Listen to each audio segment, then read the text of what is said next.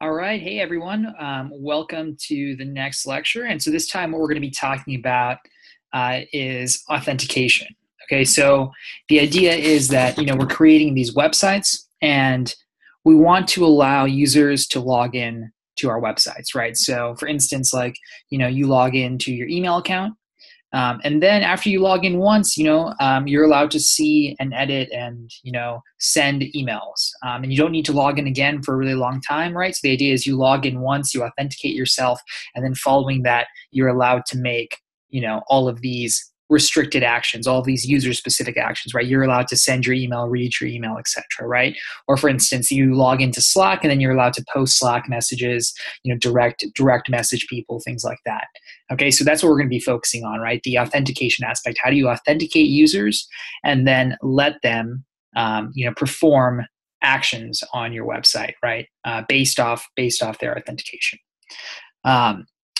So what I'm going to do, actually, this lecture is going to be slightly different, where it's going to be, I'm going to present three sort of disparate concepts, okay? I'm going to talk about middleware, I'm going to talk about sessions, and then I'm going to talk about passwords, okay? And the concepts I'm not going to combine these concepts together in this lecture. I'm just going to present three separate concepts. And then your job is actually going to be, for the main assignment, for the main lab, your job will be to actually combine all three of them together to create an authentication system. Okay, so I'm going to present three different concepts, and while I'm doing that, you should be thinking, it's good to think about how you could integrate these into an authentication system, why they're important for authenticating users, and hopefully by the end of this video, you'll have an idea of how to get started with that project. And of course, we'll also have like sort of a mini project to get you ramped up to that. Okay, great. So the first thing I want to talk about is middleware. Okay, so middleware. What is middleware? Well, normally when we define route handlers, okay, just to take a step back. So I have like a general, this is sort of the general template that we use for our servers. You guys have seen this before. And so what I'm going to do is I'm going to define a route handler, right? I'm going to define a route handler for a GET request to /greet, okay, and /greet. Okay, for the GET request to /greet, we're going to have this callback right here. This callback is going to have two parameters, rec and res. This is pretty standard stuff. Basically, when the server receives a GET request to /greet, or when the client makes a GET request to /greet, both of those are equivalent, then this callback is going to be called, right? And so oftentimes, one of the things that you'll see is that in many of your callbacks, in many of the different routes that you have and the different callbacks that you have for those routes, you might see functionality that is the same. In other words, you might see yourself sort of repeating the same piece of code over and over again. And middleware basically gives us a way to help decompose that functionality effectively. Okay, so middleware sits between the route handler. So this callback right here that I've highlighted, it sits between that route handler and the client. So the client is going to make a request. Okay, that request is first going to be handled by middleware, right? There could be one piece of middleware, there could be multiple pieces of middleware, but it's going to be passed on to the middleware. The middleware is going to handle that request. Okay, and as it handles that request, after it handles that request, it's going to pass that request on to the route handler. Okay, so middleware sits in between the route handler and the client, so it's basically going to handle the request in some way. And middleware can choose to handle a request in various ways, right? It can actually, the middleware can itself decide that, hey, I know how to respond to this request. I'm going to respond to it, and then the route handler doesn't even need to do anything, right? The middleware is going to be like, hey, I can handle this request. I'm done. The middleware can do certain things that help the route handler out. So the middleware can, for instance, like do some parameter checking, like make sure that the request is valid in some way so that the route handler doesn't have to worry about that. And then the route handler can just assume that everything is valid now because the middleware has already checked it. Okay, and I'm going to show you a direct example of that right now. So I have this route get greet, right? And so what greet is going to do is it's going to require a name as a query string parameter, and then it's going to go ahead and greet that person by name. Okay, we're just going to return a response. It's like, a hello name. Okay, so greet is going to accept, in this case, a name, right, in the query string. So that's going to be rec.query.name. Okay, so I'm going to assign this to name. And I want to make sure that the name is provided, right? Like greet doesn't make sense if I don't know who to greet. So what I'm going to do is if there's no name, then I'm going to go ahead and respond with an appropriate status code. So just like we had before, status user error, that's 422. And what I'm going to do is I'm going to set res.status to 422, or sorry, to status user error. And then I'm going to go ahead and respond, basically just like have an error and be like, the error is that you must provide a name. And then I'll go ahead and return. Okay, so this is pretty straightforward. This is what we've done in the past. And now I can actually greet the person. So the way that I'm going to greet the person is I'm going to go ahead, I'll just send a JSON response and I'll say, hey, my greeting is hello name, right? And I'm going to make this a template string. So it's going to look with these backticks right here. So there we go. So hello name, right? So basically I'm saying the user is going to provide me their name and I'm going to respond with my greeting, which is hello name. Okay, so let's go ahead and test this greet route out and see that it works, right? Well, hopefully we'll see that it works. So over here, what I'm going to do is I'm going to run nodemon server.js, right? This is the same directory, just a different terminal. And now let's make a request to localhost 3000. Okay, and of course I need to make a request to /greet, right? Localhost 3000 /greet. Okay, error must provide a name. That's great. So we do have to provide a name here in the query string. So I'll say name is Karthik, right? Okay, perfect. So now it says greeting, hello Karthik, status 200. Okay, perfect. So that request worked perfectly. Okay, so that's our greet route. I'm going to go ahead and create a route that's very similar to greet. Okay, except it's going to be called farewell. Okay, so /farewell. Okay, and instead of saying hello, I'm going to say goodbye.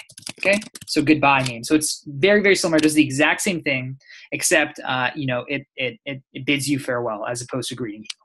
Okay, so now I can go ahead and try that. Farewell name is equal to Karthik. Send. Okay, goodbye Karthik. Perfect. That works perfectly. And if I don't provide a name, I get error must provide a name. Okay, so looks like it all works out. Now notice in these two routes, I've duplicated this piece of functionality right here, right? Where I'm basically checking that a name is provided to me in a query string parameter. And in fact, many of my routes may have these same sort of parameters that are passed to them, right? You guys saw this for instance, in Mongo 2 when you were working with Stack Overflow posts, both the accepted answer route and the top answer route both accepted an SOID. The routes were, /accepted answer SOID, and it was top answer SOID, right? So this was route 1 and this was route 2, and both of them did the same thing at the beginning. They both found the post associated with this SOID, right? So that's an example, okay? And you'll also see that this is very relevant to authentication because during authentication, for various routes, okay, you will want to basically confirm that a user is actually logged in. You shouldn't be able to view your emails unless you're logged in. You shouldn't be able to read an email unless you're logged in. You shouldn't be able to create an email unless you're logged in. You shouldn't be able to, like you can imagine, every single action could have a separate route handler associated with it, but all of those route handlers need to make sure that the user is successfully logged in, right? So creating a draft, actually sending an email, creating an email, viewing an email, like all of these different potential, different potential route handlers, right, will have that same check, which is, hey, are you logged in, right? They need to make sure that you're logged in. So you can imagine this applying to a lot of cases. This is sort of, a contrived case, but hopefully it gets the point across that, you're going to repeat functionality. So let me go ahead and use middleware in order to help us out with this. So middleware can help us decompose this, right? So again, it's going to be a function. It's going to be like a piece of code that sits in between the client and our route handler. So it's going to be executed, okay, before our route handler is going to be executed. So we actually have already defined a piece of middleware. It's whenever we use server.use, we're actually using a piece of middleware. Okay, so we can define our own. So body parser, right? Body parser is the one that parses out JSON post bodies. That's actually implemented as a piece of middleware. Okay, so now we're going to implement our own piece of middleware. Body parser takes the post body and parses it if it is in the JSON format, right? So it parses it and makes all those variables available to you in rect.body. So our middleware is going to do something slightly different, but this is an example of existing middleware. So we're going to call server.use, and we're going to pass in our middleware. And the way that middleware is going to be defined, it's going to be defined with a function that's going to accept 3 parameters, okay? It's going to accept rec and res, so you guys are very familiar with rec and res based off these route handlers right here, right? The same exact 2 parameters that define, rec has information about the request, res lets you modify the response, and then next. Next is a callback function. So after this middleware is done, okay, if this middleware wants to continue the request, it wants the route handler to take care of the rest of it, okay, it calls next. So next is basically saying, hey, route handler, I finished my job. Like the middleware is saying, hey, route handler, I finished my job. Go and handle the rest of this. Okay, so next is like actually just go move on to the next route handler or the next piece of middleware, right? There could be multiple pieces of middleware and then the route handler. So basically move on to the next part of this request. I've done my part, move on to the next part of this request. Alternatively, I might not want to move on, right? For instance, like in the case that there is no name provided, I don't want to move on. I just want to respond to the user. I want to say, hey, you messed up this request. I don't need to process anything more. You messed it up. Don't move on. We're not going to call next in this case. We're just going to respond directly. Okay? So basically what I'm going to do is all I really need to do is copy and paste this part right here. Okay? So what's going to happen is before every single request handler, before every single route handler is called, okay, this piece of middleware is going to be called. And it's going to check, it's going to make sure that there is a name provided. Okay? And if there's no name provided, it's going to respond with an error. If there is a name provided, we're going to call next. Okay? So that's the key. So if there's no name, we don't call next because we're done. Like we just, we know that the user has made an error. We want to stop processing this request. So in turn, we just call res.status followed by res.json to go ahead and return a response. Okay? In contrast, if we do have a name, that means that we want to continue processing this request because it's successful, because there is a name. We've passed the validation, so hence we call next. And next is going to say, hey, move on to the next piece of middleware or the route handler, move on to those, make those happen, right? Like go ahead and execute that. Okay, so now for both greet and farewell, I can just get rid of that first part. Okay, and now this piece of middleware will actually take care of the validation. Okay, there's one more thing we need to do, but before we do that, let's go ahead and try this out real quick. So I'm gonna go ahead and type in /greet, and I'm just gonna send. So I don't have a name parameter, and you'll notice I get error must provide a name. So just like before, okay, just like before, just to confirm. This did in fact restart the server, okay? Just like before, when I call /greet, okay, it returns must provide a name, and that's because we entered this piece of middleware right here. Before we entered this route handler, right? Before we entered any route handler, we entered the piece of middleware, okay? But now, let's say I actually pass in a name. Let's say I pass in a name of Karthik. What's gonna happen? Well, let's send this, and I get this error. Reference error, name is not defined. Okay, so I can actually go into my console. I can see reference error, name is not defined at server.get line 20. Okay, server.js line 20. Server.js line 20 right there. So line 20 is right here. Now the problem is this name parameter right here, name, it's not actually defined anymore, right? We define name up here. It's not defined anymore in this route handler. Okay, so what we really want to do is we want to make name accessible to this route handler, right? This middleware did some work for us. It basically validated that there was a name, but it now wants to make this name accessible to the route handler. Now the route handler has a few options, right? It could actually just directly access the name by doing request.query.name, right? This could solve the problem. It could just directly re-access the name, okay? But sometimes, like one of the other things is if we had done, perhaps if we had done better validation, right? Maybe we would trim the string, or maybe we would make sure that we would cleanse the input in some way, right? So for instance, if my name had an extra space at the beginning or an extra space at the end, maybe my middleware could have gotten rid of that space and cleaned up the input that was provided by the user. Okay, so while we can do rec.query.name here, right? We can just re-access the name. This is going to work fine. Okay, like if I try this, it's going to work fine. The thing that you'll notice a lot in the middleware that you write is you often want to pass down values that you've created in your middleware to your route handler. So I'm going to show you how to do that, okay? And that was the case that I mentioned. Like maybe you cleansed the value name in some way, you cleaned it up, you trimmed it, you basically made it, you did some sort of sanitization, input sanitization on it, and you want to send it to your route handler. And you'll see a lot more clearer examples of that in the middleware that you guys implement. There will be very clear things that you want to pass down to the user. Not to the user, to the route handler, right? The middleware wants to communicate with the route handler, wants to say, hey, here's some data that I have for you based off the action that I took. So what I can do is before calling next, I can just go ahead and set, in this case, rec.name, okay, equal to name. So basically, I'm just modifying the request objects. I'm just going to go ahead and set rec.name equal to name. And then down over here, I can just access the value that I set, right? Because the route handler is called after the piece of middleware, right? This route handler right here is called after this piece of middleware.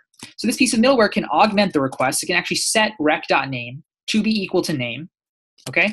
And then both of these can access it just by accessing rec.name, okay? So let's go and try that. Okay, we successfully get hello Karthik.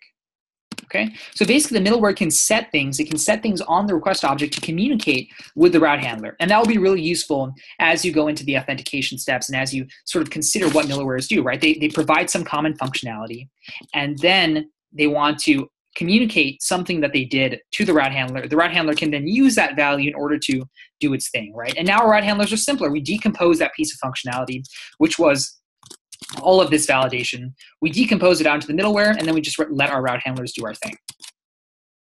Okay? Now, there's one thing about this that doesn't work so well. Let's say that we go ahead and introduce a third route, right? I'm just going to call it slash, right? The slash route, the home route, the root route.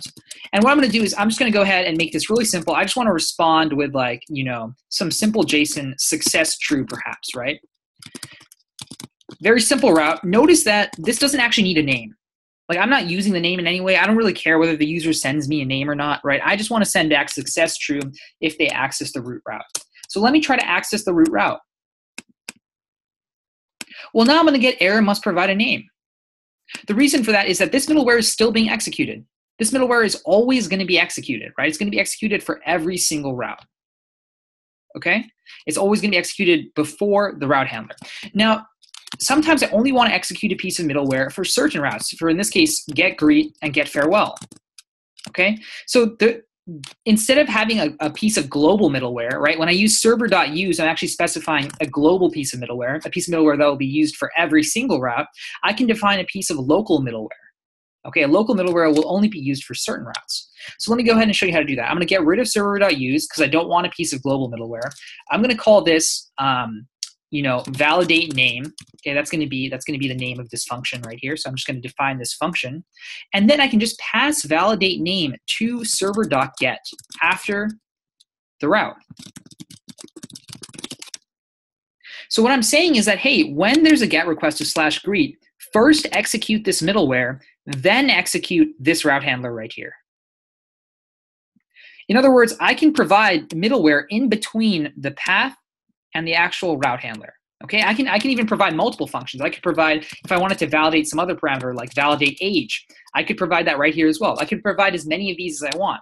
So now I'm basically providing the middleware locally. It's just for the get greet, or it's just for the get farewell, right? I'm reusing the middleware just for these two routes, but not for the slash route. So now if I refresh and I try it for slash, it's going to work, and we're going to get success true without passing in a name. But if I try it for greet, I'm still going to get error must provide a name, and then I can provide my name, and then we can see hello Karthik. Okay, so that's just a way to locally scope the middleware for certain routes. Okay, I'm locally scoping the middleware to this route and to this route as opposed to making it global.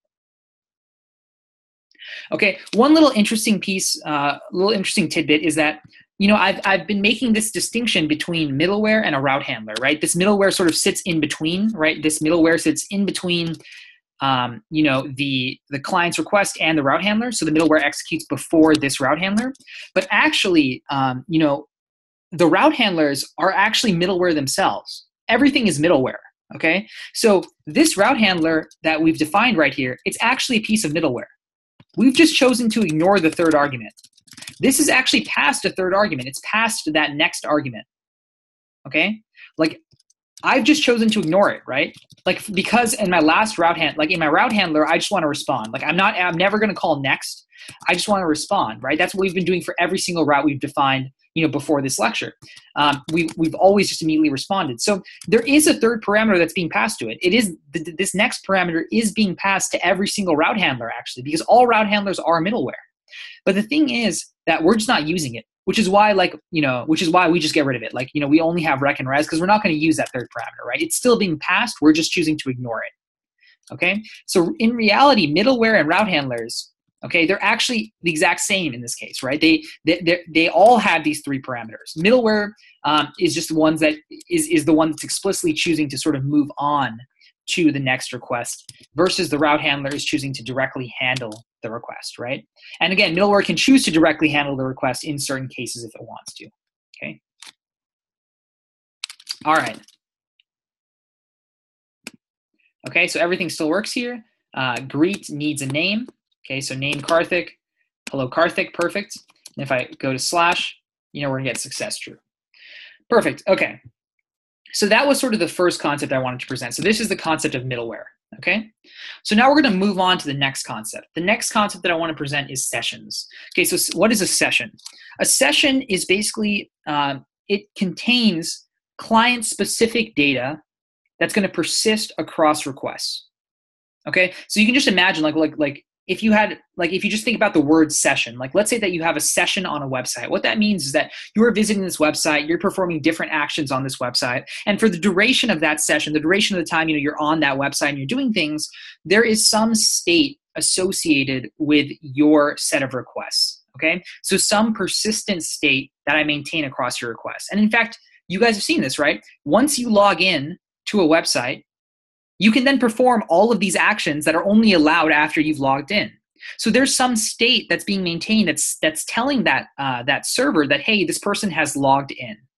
Okay, so once I've logged into Gmail, I can go ahead and create my email, right? Once I've logged into Slack, I can go ahead and post Slack messages. I can look through the past chat history, et cetera, right? So once you log in, you can now perform all of these actions. So there's some state on your client browser that is being maintained, right? Like if you log in on your computer and then someone else looks at Slack on their computer, they're not going to be logged in as you, right? So it's client specific. That's what I mean by client specific. It's just your computer. Because you logged in on your computer, your browser is keeping that state. It's maintaining some state surrounding who you are in this case, right? Like some information about you that's being passed up to the server each time, okay? And it's just for you. It's independent of someone else. Someone else can log in as someone else. Someone else will log in as, like for instance, I will log into my Slack account, you log into your Slack account. We'll be acting as two different users on our two different computers, right? We're not conflicting with each other in any way. The state is client specific. It depends on the user, okay? And so the way that this state works is that it's, if you guys have ever heard of cookies, basically browsers store like little pieces of information for servers, okay? And these are called cookies. They're cookies that are stored in your browser. They're just little pieces of information. They're just like little nuggets of information, okay? And what the browser does is it sends up the cookie to the server, right? So it has a different cookie for each server that you're accessing. It sends that cookie up to that server when you make a request to that server. And that cookie just contains this client-specific information that I've been talking about, okay? And the server can choose to modify that client specific information. So it can it can change that information in some way. It can update it in some way. And so the browser just makes sure to keep passing back the latest information to the server. So this is how it's really implemented underneath, right? The browser is maintaining this cookie, okay? And this cookie, which is just a little piece of information that it sends to the server each time, the server can modify the cookie how it wants, and it can read that cookie, right? So it knows who you are as a client. It has very client-specific data about you that persists across multiple requests, and that's what's used to authenticate you. Okay, so let me go ahead and explain how that works from the Express perspective. Okay, so we're going to see how that actually works from the Express perspective. Okay, so what I'm going to introduce now is a library. It's actually another piece of middleware. It's called Express Session. Okay, so I'm going to go ahead and just call it Session. I'm going to require it Express Session. I've already added this to package.json and included this, I believe. Let me just double check that, right? So in package.json we have Express Session. Okay, so we already have that. So I just need to go ahead and require it. So session is equal to require express session, okay? And then I need to use it. Just like I used body parser, I need to use the session middleware. Session accepts one parameter. So session is a function that accepts one parameter, which is an object of options. And one of the options that you have to pass in is the secret. The secret is basically a long random string, okay?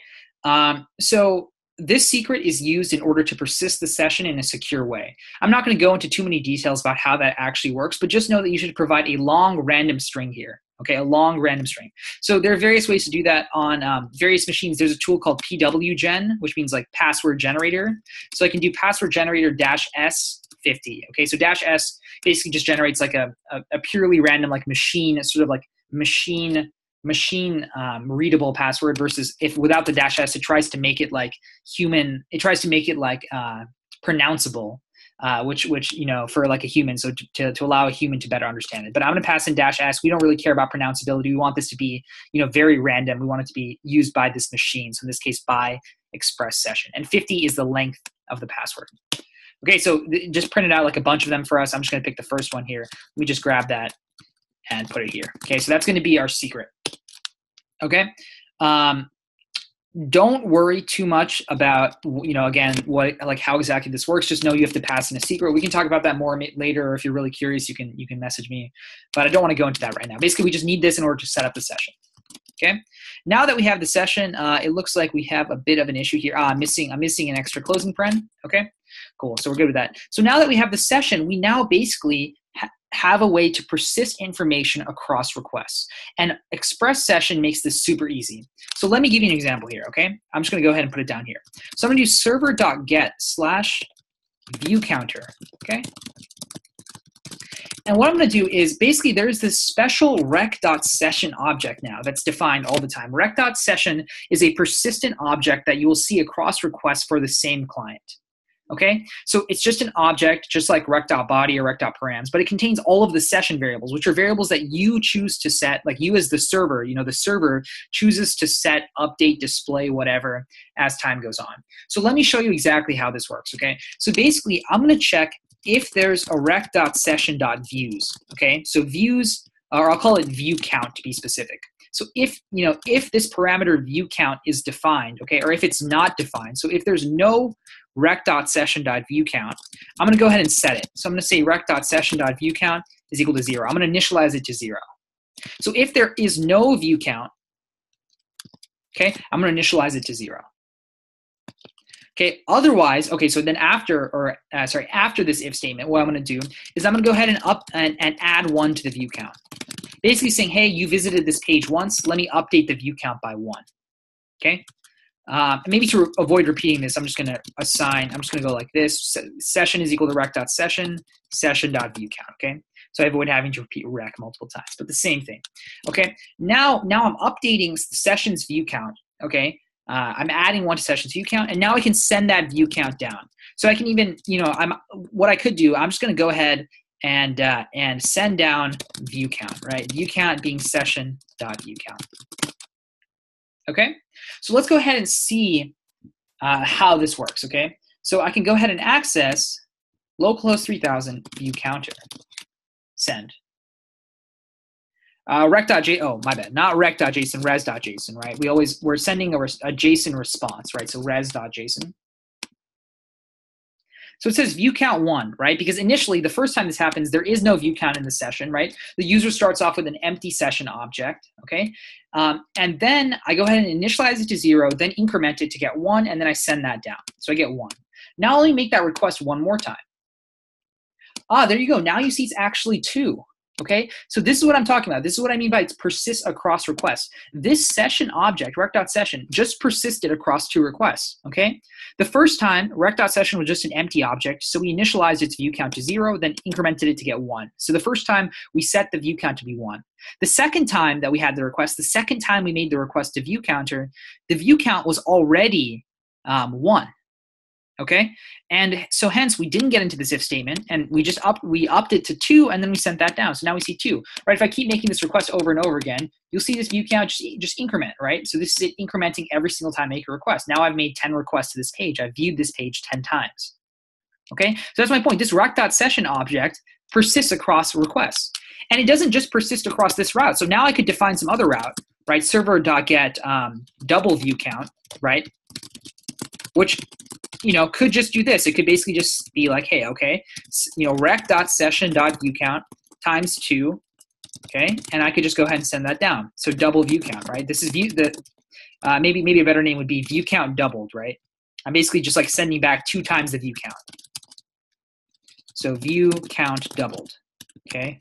So I'm sending the view count times 2, right? And now if I go to view count doubled and send, okay, well actually, so one thing you should note about the sessions is that every time the server restarts, the session is going to get cleared out, okay? Basically, the session is respective to this server right here, like this, this server running, right? It's in sort of that data is stored inside memory. There are better ways to persist it outside of memory. You can actually store all of this data, in this case, the view count data. You can store this data in like MongoDB, for instance, but we're not going to worry about that. So basically, whenever I restart the server, this data is going to be cleared out, okay? But basically, you're not like this data should and will persist across requests in a production setting where the server isn't restarted and the data is persisted in a better way outside of memory, okay? So again, let me just go to view counter, right? So view counter is now 1 because the server restarted, everything reset. So view count is 1, view count is 2, view count is 3. Now let me go to view count doubled, right? View count doubled, send. Now I get 6. Now look, so basically what I said was it doesn't matter what path I visit. Basically, the session persists across the entire website, across any of the paths, okay? I will have access to this session object, and this session object has information, okay? So hopefully that's clear. Basically, rec.session is an object that persists across all the requests for that specific client. Okay, so now let me quickly explain what I mean by for that specific client. Let me open up Chrome real quick. Okay, I'm gonna actually push this over here. Okay, let me open up Chrome and let me visit this website. So localhost 3000 view count. Sorry, view counter. Notice how the view counter over here is 1. Because Chrome is a different client than Postman. Postman is one client, okay? Chrome is a different client. This is a different application. It's a different browser, effectively, that's accessing my site. So this view count is 1 versus this view count, right? If I go to view counter, this view count is now 4, right? If I refresh this now, this is 2. Like they're independent view counts, right? I can send this like 15 times, right? View count 8. But this, if I refresh, will now be 3, right? So like these are 2 independent view counts that are getting incremented each time I'm visiting view counter. So it's specific to the client. It's specific to this Chrome browser or this Postman instance, okay? It's very specific to those 2, okay? And of course, if I go to view count doubled, right, I'll get view count doubled 6. View count doubled should give me 16 here, right? So you can see they're independent clients. They have different values, okay? So that's what I mean by client specific, okay? So yeah, cool. Okay, great. So that's basically sessions. You basically have, so it really boils down to you have this rec.session object that persists across requests that you can modify and use in order to do things. Like in this case, I'm keeping track of a counter of how many times you visited this website. Okay? All right, that sounds good. Now, the last thing I'm going to talk about is passwords, okay? So we're going to sort of switch gears a little bit and talk about passwords. Okay, so I'm going to go ahead and open up a new file, which I'm just going to call passwords.js. Okay, just a new empty file. So, okay, what I want to talk about is storing passwords. Okay, so oftentimes you go to a website, right? You have to sign up for the website, and you provide a username or an email address, and then you provide a password for yourself, right? So that password is what you use to authenticate yourself at a later point, right? So the site stores your credentials. It stores your information, right? It has to store your username and password in some way so that at a later point, when you try to log in, it can confirm that it's actually you and that you've logged in, okay? So the question is, how should we store passwords? I'll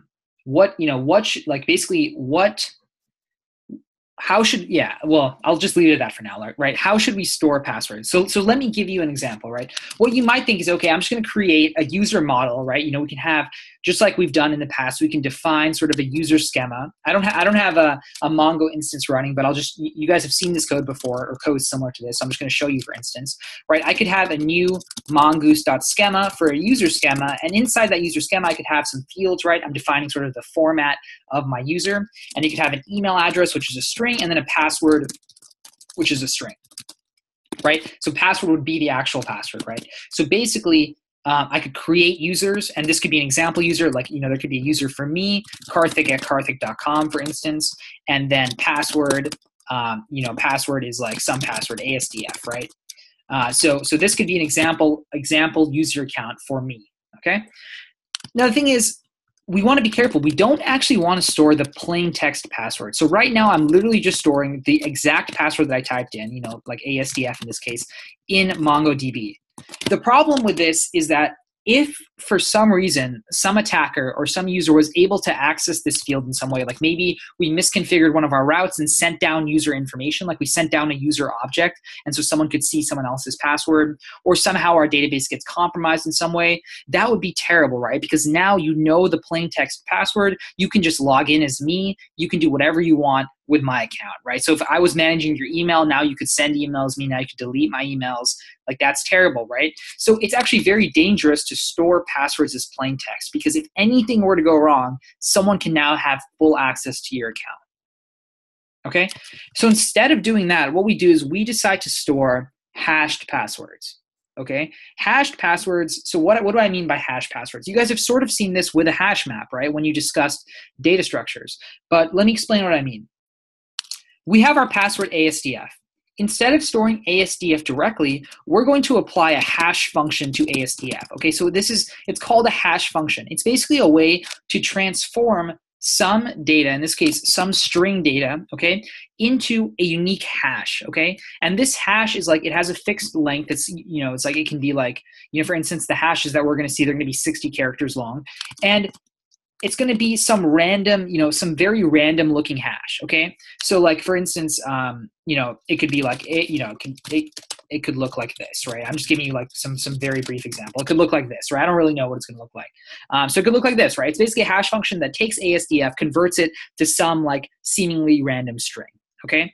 Now, hash function is a one-way function. So what do I mean by one-way function? I mean that if you apply, if you call hash and you pass it in a string ASDF, you'll get this output, okay? But if you only have this output, if the only thing you can see is this output, it's very hard to reverse it, to basically realize that the input that created this output is ASDF. So let me repeat that one more time. If you have the string ASDF, it's easy to get the hash. You just call the hash function and you figure out what the hash is. But if instead you have the hash, okay, if you have the hash, it's very hard to figure out what input actually created the hash. Okay? So in other words, hash is a one-way function. Basically, you can use it, okay, you can use hash to take some password and create a hash of that password. But you can't go from the hash back to the original password. So I can go from password to hash of that password. I can't go from hash of that from a hash of a password to the password.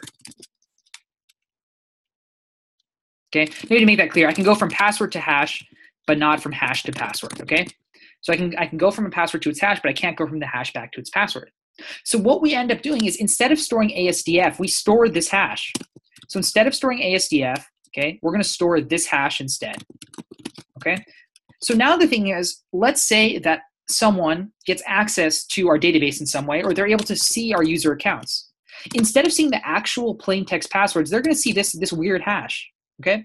And they cannot figure out, it's going to be very difficult for them to figure out what the original plain text password is, okay? Because they can't reverse it. They can't like reverse the hash function and figure out what input created this output, okay?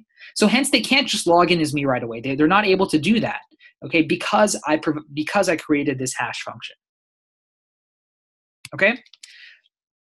Now, the thing to realize is that there's a lot of details in order to get a good hash function, and in order to make a hash function really robust and work in a lot of cases. Let me give you some examples of where this can break down, okay? Let's say hypothetically, my password is only a single character long, okay? Like my password is like a single letter. Let's just say my password is a single letter, okay?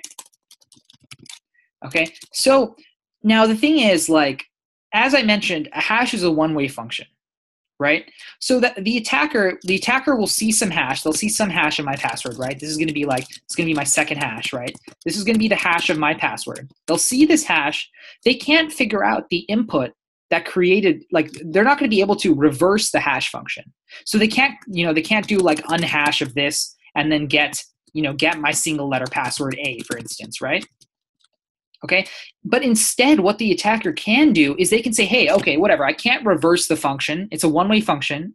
But what I'm going to do instead is I'm going to just hash a bunch of, I'm just going to call the original hash function on a bunch of inputs and see what the output is. And then I'm just going to compare the output to this hash right here. Okay, so I can't do unhash. This doesn't work. But what I can do is I can just start hashing random inputs. I can hash A. I can hash B, right? And if it's a single letter, right, so I can hash all of them, right? I can hash A, B, C, D. I can go all the way. I can just go all the way to hash Z, right? And I can call the hash function as many times as I want, right? Like the hash function works. I don't have an unhash function, but I can call hash as many times as I want. So now I'm going to get a bunch of different hashes, right? So, hash of A could be this specific hash. Hash of B will be like some other random hash, right? I'm not gonna put out a bunch of characters, but you can imagine there are different hashes for each of these, okay? That are all going to be like, they're usually all the same length. But they're completely different. And so the thing is, I didn't need to undo the function. I didn't need to invert the function. Okay, I didn't need to figure out what the function unhash was. Instead, I just created a table. I basically just because I knew your password was a single letter, I just called the hash function on every single letter password. There's only 26 of these, right? And I figured out what the output was. Then I'm just comparing the outputs. It's like, oh, hey, look, the output for A is the same as your hash. Hence, your password must be A. Okay?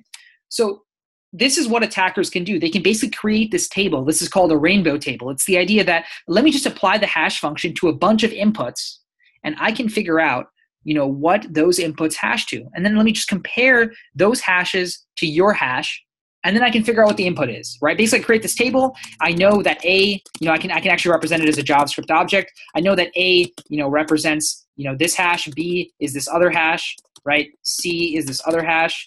And then, or like maybe the better way to do it is whatever the hash of A is, corresponds to A. Whatever the hash of B is corresponds to B. Whatever the hash of C is corresponds to C, right? So these are like three different hashes that we use as keys in our object, and these are the corresponding plain text passwords of me just calling, hash of A. So I just call hash of A, right? So really what I'm saying is hash of A, okay, hash of B, hash of C, et cetera, et cetera. I can have a lot of these keys. And so I create this object. As an attacker, I'm going to create this object, okay? And then I can just call, hey, and then given a hash, so given this hash right here, right? If this is our rainbow table, okay, well, I'll call this the rainbow table. I can just call rainbow table of this hash, right? Or sorry, not rec.session, of this hash right here, right? And that will actually give me back the single letter character, the single letter digit, in this case A, the single letter password that corresponds to this hash. Okay, and when I said hash, yeah, I mean like I actually evaluate this function and then I make it the key. So I'm like, really what I'm doing is I'm basically saying like, hash A is equal to hash A, and then I do hash A. Okay, something like that, right? So that's what I mean. I basically do that for all of these, right? So now I can just look it up in my rainbow table, okay, and I can figure out what your password is. So you need to be careful, basically. Like the attacker can generate these rainbow tables, okay? And so what you want to do is you want to make sure that your password is long, okay? Basically, if this password is sufficiently long, like let's say the password instead of being a single letter is 10 letters, okay, 10 lowercase letters. Well, now there are 26 to the 10 power possibilities, right? Each position, each of the 10 positions has 26 different possibilities. So I multiply 26 by itself 10 times. So 26 to the 10th power, right? That's a ridiculous number. This is how many possibilities are there, right? And so basically now the attacker has to hash this many different possibilities. Okay, so you basically want a very large number. Okay, you want a long password. Okay, but you can't guarantee that the user is going to give you a long password. Like, some users unfortunately they just like choose short passwords because they're easy to remember, or because that's just what they've chosen, right? So the user is going to give you, like, the user could very well give you a short password. Okay, like ASDF is a really short password. It's only 4 characters. It's very easy to brute force this. Very, very easy. It's very easy for us to generate these hashes. So basically what we want to do is we want to make sure that whenever we hash, we're hashing something that's large, right? We want to hash a large string. So what we do in order to make in order to make a good a good hash, is that we introduce what's called a salt. Okay, so a salt is basically a long random string. Okay, that's generated by the server. Okay, and what we do is, instead of hashing the password, so instead of just hashing ASDF, right? So instead of just calling hash of password, we instead call hash of salt plus password, or password plus salt. Okay, or like hash of salt plus password, hash of password plus salt, right? Something like this. We basically we basically append all of these extra characters, okay, these extra random characters that we generate to the password. Either we append or prepend it, and then we call our hash function. Okay? And so what that does is that now, even if the user provided us like a 1-character password, our salt is really long. Our salt is like 50 characters long or 100 characters long or something, right? And so the hash, it's very, very hard. It's not possible to generate a rainbow table, if the length of it is like 100, right? 26 to the 100th power, that's an insane number. Like, you can't even store all of that, much less actually generate it. Actually generating it would take like years, right? More than that. Like, so basically, like, by introducing this random salt, we're making it a lot harder to have a rainbow attack work. So salts are great for combating rainbow attacks, right? Because we increase the space, the possibility of hashes extensively, right? So now our rainbow table has to be, gigantic, and we don't have enough time to actually compute all of the different hashes. Okay, so the attacker basically, if the attacker is trying to perform a rainbow attack, okay, like a rainbow table attack, or sorry, it's usually called a dictionary attack or a rainbow table. If the attacker is trying to use a rainbow table, right, basically then we prevent that with the salt.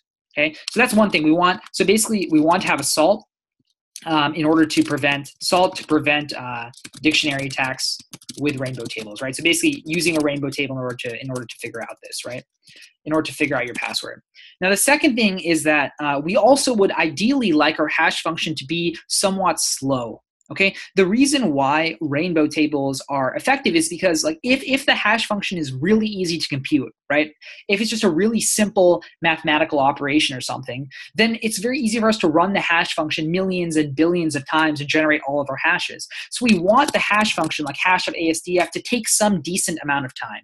Okay, now I'm not talking like really long, like, obviously you don't want to make your users wait on your website while you're generating a hash, but like we want it to be significant, right? Like, so we want it, like, for instance, like, we want it to take like somewhere between like, this is like a ballpark, but somewhere between 100 milliseconds to 200 milliseconds is usually like not a bad bet, because what this means is that the attacker can only generate somewhere around 10 items, 10 passwords per second.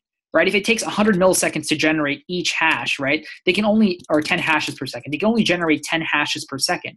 So if they were to try to make a rainbow table attack, right, or a dictionary attack with a rainbow table, then like it's very, very difficult, because now they can only do 10 hashes a second. If they can only do 10 hashes a second, it'll take absolutely forever, for like 26 to the 10th power, 26 to the 15th power. Like, these will take such a long time. Right? In fact, we can even compute that. 26 to the 10th power, this is if it's 10 characters, all lowercase letters, okay? That's still a pretty insecure password, but like 26 to the 10th power is that, divided by 10 hashes per second, that's how many seconds it would be. Okay, divide that by 60, that's how many minutes it would be. Divide that by 60, that's how many hours it would be. Divide that by 24, that's how many days it would be. It'd be 163,000 days. Divide that by 365, we're talking 447,000 years. Okay, so 447,000 years in order to generate a rainbow table for a 10-character all lowercase password. Okay, like that's absolutely ridiculous. So if we can make our hash function take some time, we're actually completely screwing over dictionary attacks even further, right? We're completely screwing them over. And even as our compute power increases over time, even as computers get like more powerful and can compute more, basically like we want to be able to, like, if we make things slow now, it'll really help like abate attacks in the future, right? It'll really help prevent attacks from succeeding in the future, even when we have more compute power available to generate hashes faster. Okay, so those are two things that are important. So we want like a somewhat slow hash. Okay. So there are a lot of other things that are really important about hashes that I don't have time to get into, but salts, and we want our hash function to be somewhat slow. These are pretty important things, okay? And so one really great hash function that's used a lot right now is called bcrypt, okay? So bcrypt has these properties. So bcrypt, when we use bcrypt will go ahead, the library that we're using will go ahead and generate a salt for us. So we'll take care of adding that salt. And in addition to that salt, it's going to go ahead and bcrypt actually has this special property of a cost. Okay, so when we run bcrypt, we can specify a cost. Okay, and a cost is just going to be like a number. It's going to be like 5 or 10, and that cost is going to basically each increment to that cost is going to significantly increase the amount of work necessary to make that hash. Okay, so we can call, like, for instance, bcrypt of ASDF, and we can provide a cost of like 10, for instance. And what this, like, for with a cost of 10, maybe on our computer it takes like 1 millisecond to generate a hash. Okay, but because we can control the cost, we can actually provide a higher number. So I can choose to say, hey, no, I want a cost of actually 12. Okay, 12 is a significantly higher cost than 10 because this is exponentially related, right? So the cost is sort of exponential. So the idea is, if I have a cost of 12, instead of taking 1 millisecond, this could now take like 100 milliseconds hypothetically, right? It really depends on your machine. It depends on depends on the implementation. There's a lot of things that are dependent, but basically bcrypt has a flexible cost parameter that you can specify. And the nice part about this is that, as computers get faster, you can just go ahead and increment this cost, and it can make it so that, even down the line when computers are faster, you can still make your hash function take a good amount of time, right, to prevent attacks. Okay? So you can specify this cost, and you can work with this cost and figure out the right cost in order to make your hash take a decent amount of time. So bcrypt has that flexibility, which is really cool. Okay, all right, that sounds great. I'm gonna go ahead and just quickly comment this stuff out because I want to go ahead and write some code real quick. Okay,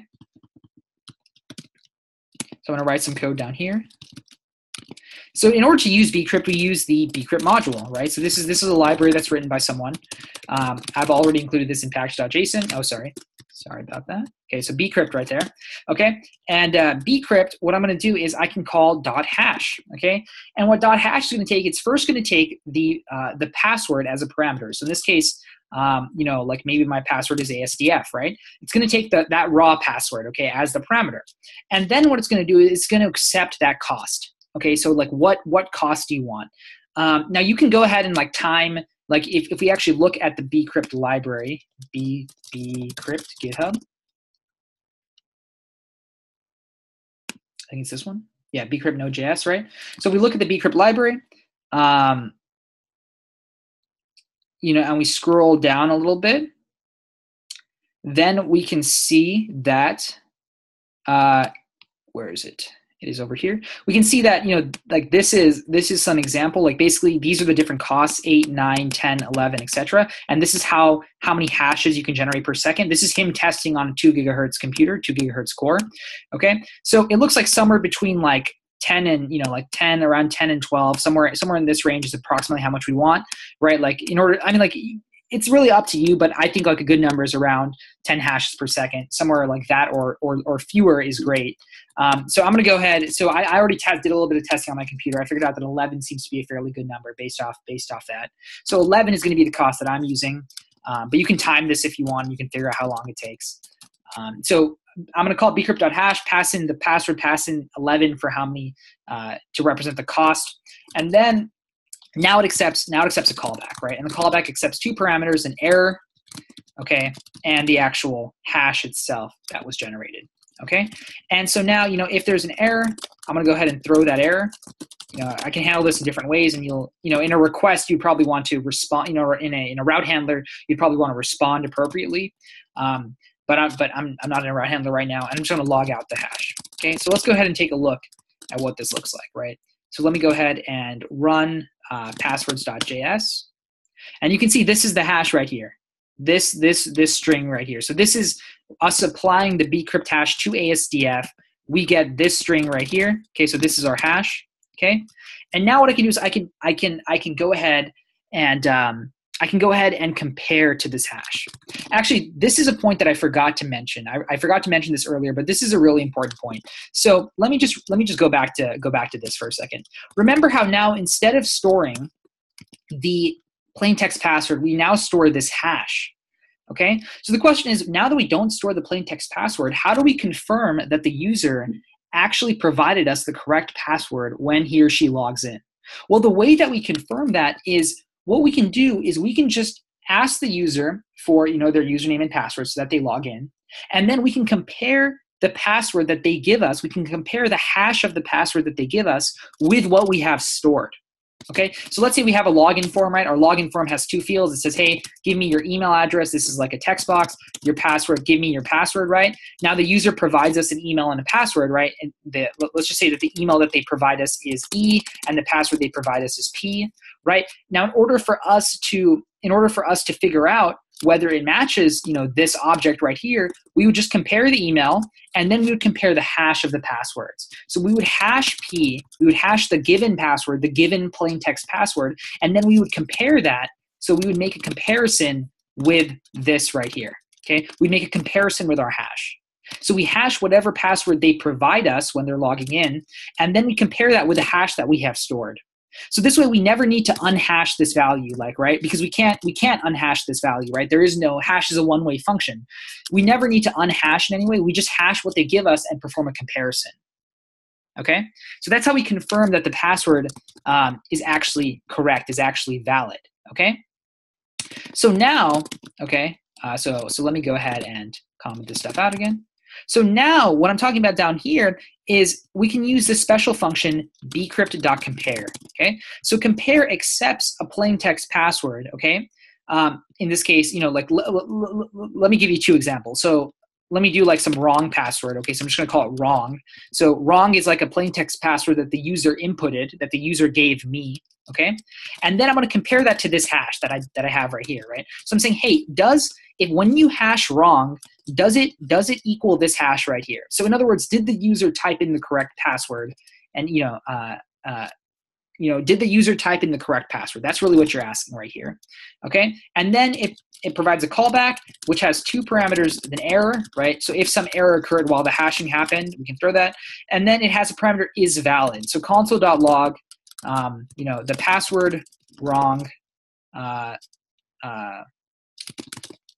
password wrong, like if, here, we'll do if is valid, the password wrong is valid, right? Otherwise, the password wrong is invalid, okay? How about we do like that? Okay, so that's an example. So now if I go ahead and run this, node passwords.js, I'll get the password wrong is invalid. And in fact, it is invalid, right? Because the original password was ASDF, okay? It's not wrong. But now if I repeat this process, okay, or if I just go ahead, so again, the password wrong is invalid, okay? But now if I go ahead and change this to ASDF, which was the original password, and then change these, save that, run that, the password ASDF is valid. There we go, okay? So that's the key right there, okay?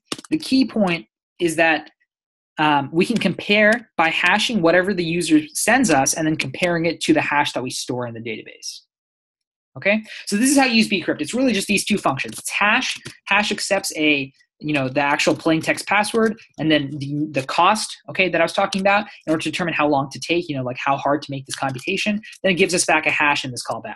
Okay, compare accepts the plain text password that the user typed in while logging in, okay, and the hash that we have stored in the database, and then calls this callback and gives us is valid, which basically tells us, hey, is this password actually valid? So is valid is true. If the password is valid, it's false if the password is invalid. Okay, so that's really what bcrypt boils down to. So these two functions, hash and compare.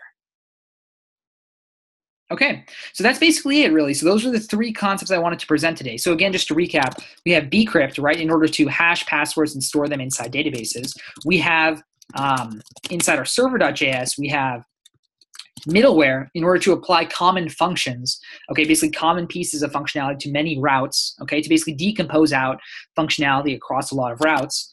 And then we have sessions in order to maintain data across requests.